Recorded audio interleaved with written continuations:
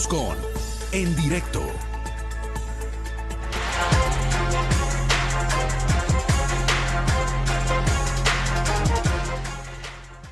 Muchísimas gracias por seguir acompañándonos en este programa que ha sido, lo decía mi compañera Celia desde el principio, presumible, y es que tenemos actores de todo tipo. Hoy, un viejo conocido que nos acompaña el día de hoy, nuestro ya buen amigo Rodolfo Guerrero, que nos acompaña hoy para hablarnos de un tema que lo platicamos acá tras cámara, el ciberbullying. Sí. Primero, darte la bienvenida y agradecerte como siempre por estarnos acompañando, Rodolfo. Muchas gracias, un placer, Celia. Qué gusto pues estar compartiendo un tema que es muy delicado, Bastante. controversial, y que qué bueno que el gobierno sí esté tomando las debidas pertinencias en la legislación y en sus actuaciones para prevenir y castigar estos casos. ¿En qué vamos? ¿En qué se basa? ¿Qué se ha empezado a legislar? Ya hemos escuchado por ahí algunos puntos, pero ¿desde dónde empezamos para que las personas que están en casita nos empiecen a entender? Porque quizá hay muchos que todavía no saben que ya van a tener sus repercusiones legales. Sí, de hecho, qué bueno que mencionas esto, porque a partir del año pasado, debido a esta aprobación que se dio en primer término por la Cámara de Diputados y posteriormente por el Senado de la República, que se analiza pues las personas que cometan estos dos delitos, el ciberacoso, el ciberbullying, que muchas concepciones, incluso en las connotaciones de los conceptos, son similares, pero veremos más adelante, lo explicaré que hay una diferenciación, pero se concerta que puede haber un castigo, una multa de 4 a 8 años de prisión por cometer esto. Es decir, piénsate mucho en qué vas a utilizar los instrumentos digitales en distribuir contenido que pueda perjudicar, que pueda sepultar la vida de una persona, e incluso estábamos hablando antes de entrar en vivo como hay muchas personas por los graves casos de bullying o de acoso que se ven en la situación tan presionada de decir, me voy a quitar la vida. Entonces veamos que no nada más es un contexto de legislación que obviamente toma en cuenta elementos jurídicos, psicológicos e incluso las debidas prevenciones en el ámbito digital para que nosotros vayamos más allá de lo que verdaderamente es la concepción del uso del Internet, ¿no? Se hizo para ser una herramienta, no para ser un arma. Me gustaría que, para caer un poquito en contexto, me platicaras y para que nos entiendan desde casita, para aquellos que nos van sintonizando, ¿qué es el ciberbullying? Es muy importante recalcarlo. Lo mencionaba hace un principio, hay una autora que yo les recomiendo mucho checar, un libro, Guía Práctica sobre el Ciberbullying, de la doctora Parry Afat.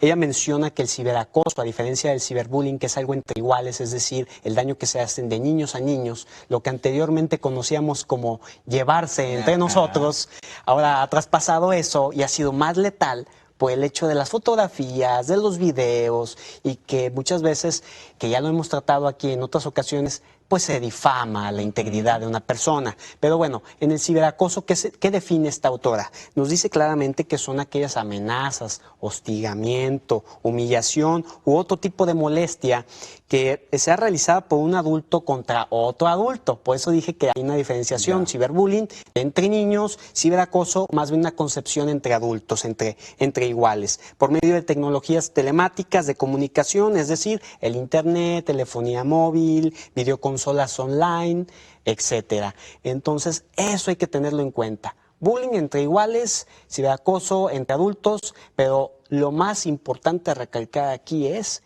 cómo es posible que hoy en día esto haya traspasado a un nivel tan grave que en la red profunda, en la dark web, encontremos cómo se vende a gran escala los packs, las fotografías íntimas de las personas, y que esto, por cierto, también ha estado en tribuna legislativa para tomarse en cuenta como la figura de la pornovenganza. Veamos que entonces que trasciende a muchos otros aspectos. Claro. Rodolfo, en lo que esperamos la legislación, danos unos consejos para prevenir situaciones de ciberbullying y ciberacoso, porque también hay muchas personas disfrazadas de niños o de jóvenes que del otro lado de la pantalla es un adulto hostigando a un niño, incitándolo a enviarle fotografías íntimas, incluso a cambio de amenazas. Sí, eso es grave, Celia, lo que mencionas. Lo hemos mencionado y es importante siempre reiterarlo en cualquier espacio de oportunidad, como los padres de familia no deben de ellos tomar en cuenta que si el niño tiene un teléfono celular, que casi ya es por ley que cualquier niño tenga un teléfono celular, una tableta y demás, ellos configuren las redes sociales, configuren que sea algo privado, que sea nada más para aceptar a sus primitos, a sus amigos cercanos del colegio y no a personas que no conocen y que mucho menos las publicaciones sean de, de una editorial pública, porque en el mundito de Facebook tú te das cuenta que el mundo significa público, los amigos, amigos exceptuando conocidos, o simplemente que tú nada más lo puedes ver. Entonces los adultos que sí conocen esto, los padres de familia, por favor, configuren la red social Claro. que es más utilizada por los pequeños, que es el Facebook. Y en el caso de los juegos, por las apps y demás, que descarguen o que utilicen, ¿no? Algunas que no les pida que sean nombres de usuarios y contraseñas, porque esas cosas podrían ser utilizadas o podrían ser más maleables para amenazar al menor, y si es un artefacto de papá o mamá, se vea en el caso de un robo de identidad, que también ya lo hemos tratado. Entonces esas serían las precauciones esencialmente más generales y más usuales. Rodolfo, a mí me preocupa el caso de los videojuegos en línea. Sí. Y ahorita lo desarrollamos, si quieres, después de la pausa que ya nos están indicando, porque ahí sí hay conexión con todo el mundo y todos entre todos, y quién sabe qué es lo que pase cuando no se vigila Claro que sí. la interacción de los pequeños en este tipo de plataformas. Quédese con nosotros, regresamos enseguida.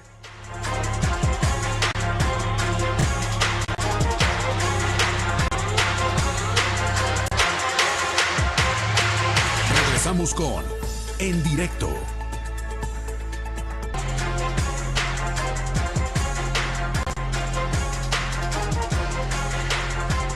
Muchísimas gracias por continuar con nosotros. Acá tras cámara siempre, mi querida Celia, en los cortes se convierte bastante interesante, que es lo que tratamos de trasladarle ya al en vivo, y es esta plática que tenemos con Rodolfo Guerrero sobre, volviendo un poquito al tema de la legislación de este ciberbullying, de las consecuencias que puede tener, y es, a final de cuentas, hay que controlar o hay que pensar muy bien lo que vamos a publicar para no tener un tipo de problema, Rodolfo. Absolutamente, mi estimado Pablo, es que la mayoría de las personas piensan que, y lo hablábamos antes de entrar otra vez en escena, que, bueno, es que permitimos que la llevadera se realice, porque somos amigos, existe confianza, pero eso trasciende en el hecho de que con los famosos motores de búsqueda y las redes sociales, los efectos de esta llevadera entre dos personas, pues se vuelve impredecible con el uso de las redes sociales. Lo hemos hablado, se hace una expansión de estos elementos a una escala formidable que te puede repercutir en lo laboral, en lo económico, y obviamente también te perjudica en tu seguridad y la de los tuyos, porque tal vez esos videos tenían que ver con una reunión familiar privada y se expuso que tenías pues una buena situación económica y dices, ah, mira, y hasta se expone dónde es la casa más o menos. Entonces, esos detalles no pueden quedar impunes. Es decir, cuando se sale de ese contexto que va más allá de lo que tú puedes controlar, pues ya viene la denuncia, ya viene en caso de difamación, ya viene la demanda por vía civil para reparación de daño moral, y ese tipo de cosas pues van a tener obviamente su repercusión económica y legal. Y en todo caso, si fuese el punto específico, prisión. ¿De 4 a cuánto van 8 a ser años. la pena para el que ande ahí de buleador en las redes?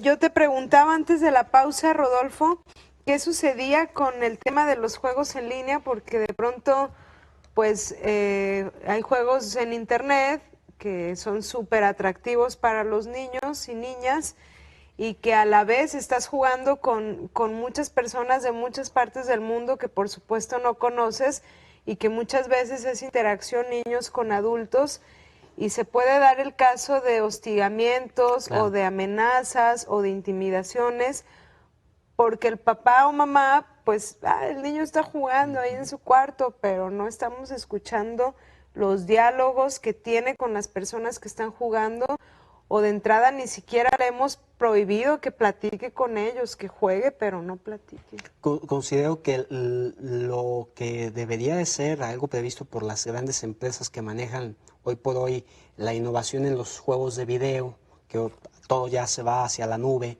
y el atractivo para la mayoría de las personas es que sea un juego multijugador en línea, donde puedas contactarte con personas de todas partes del mundo y del país, pero en este caso sí debería haber un marco de edad, porque no es lo mismo jugar en algo cerrado con tu primo, con tu hermana, que jugar con una persona que sabe Dios de dónde sea, que se inventó un perfil falso para jugar en línea contigo y que está manteniendo diálogos extraños contigo para robarte información. En este caso yo exhortaría mucho, no podemos disponer o no podemos establecer qué deben de hacer las empresas, las grandes empresas y corporaciones, pero lo que sí podemos hacer es prevenir a los padres de familia, es qué juegos van a estar desempeñando sus niños, y que de preferencia las establezcan con personas que sean físicas, que sean sus primos, que sean sus hermanos.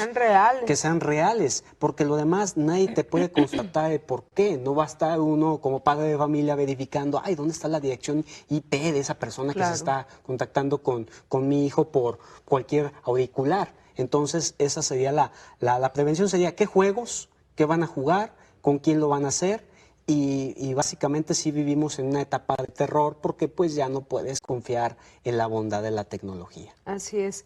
Y justamente esta bondad de la tecnología que exponencia los casos, en el momento que, por ejemplo, Juan Pablo Toledo me mande un Twitter que a mí me ofende, que a mí me enoja, como lo dicen. Sí, no, imagínate, voy directamente a denunciar. Claro. Pero, por ejemplo, que me mande una fotografía en donde en una posada estábamos con la botella directa a la boca, y esa fotografía después a mí me genera inconvenientes, porque la gente empieza a decir, miren, Celia borracha.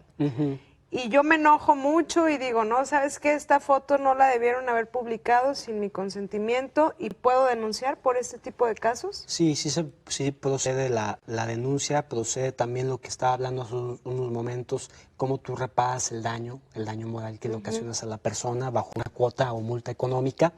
En este caso, en el caso de las redes sociales, tú también podrías proceder a través de el aviso o la herramienta que te permita decirle a Twitter, a Facebook, México, oye, esta publicación me perjudica, ¿no? Y bueno, ya viene una serie de formularios y tú ya explicas tus causas para que también trascienda en la red social. Hay muchos déficits, pero creo que en la mayoría de los casos es favorable notificar en la misma plataforma digital, después en la Fiscalía General del Estado de Jalisco, e incluso, bueno, si es información que vamos a poner otro caso en el que se publique en un periódico, ¿no? Una reunión donde estaban en estado inconveniente, se hizo una nota, tú sales en una foto, y la nota de dicho sitio web de ese periódico es maximizada por el buscador, pues tú pides que se desindexe esa información, lo que estábamos hablando del derecho al olvido, que aquí en nuestro país ha sido muy difícil establecer por ámbitos políticos que no sabemos bien entender, por qué no procede lo que por esencia le compete a cuidar y prevalecer el interés de un ciudadano, el INAI, o en este caso en Jalisco, desde el ITEI al INAI, y ver todas estas causas para que el buscador en cuestión quite esa información, la desindexe, para que no te siga perjudicando en ese ejemplo. Rodolfo, rápidamente nada más, en ese mismo ejemplo, ya para terminar, porque nos está marcando el corte, pero en ese mismo ejemplo que ponía Celia, ¿qué pasa en el caso de, yo compartí esa fotografía de Celia, pero ella en los mismos comentarios me la celebra, me le da un like, me la hace graciosa, es decir, me da a entender que está de acuerdo, que no hay problema, pero esta fotografía alguien más la tomó, la viralizó, hizo un meme, que es lo que causa la molestia de Celia? ¿Sigue siendo mi responsabilidad? Sí, o sea, en esencia, si tú publicaste eso, claro que es el responsable. La publicación de origen es la culpable. Y incluso cuando hablábamos más a detalle, y lo voy a poner en este momento de la difamación a tu persona, tú tienes por obligación el bajar esa publicación. Y aunque no lo hubieras publicado, pero amenazaste con hacerlo, ya hay una repercusión legal y ya hay una multa de por medio. El problema es que no solamente yo la bajo, pero ya anda en la red y ahí ya desafortunadamente sigue siendo una responsabilidad de quien la publicó en primera instancia. Es irreparable. Sí, Piénsensela totalmente. muy bien, más Entonces, vale. no voy a publicar a tuyo, Celia. Entonces, si me haces no es favor, cierto. Juan Pablo. Rodolfo, agradecerte muchísimo, una charla Hombre, al contrario. bastante amena e informativa para las personas, el manejo de las redes sociales y hoy las consecuencias que se puedan tener. Como siempre, agradecerte. Muchas gracias. Que denuncien los casos, que los denuncien. Bueno, nosotros vámonos rápidamente a un corte, es muy breve, no le cambie.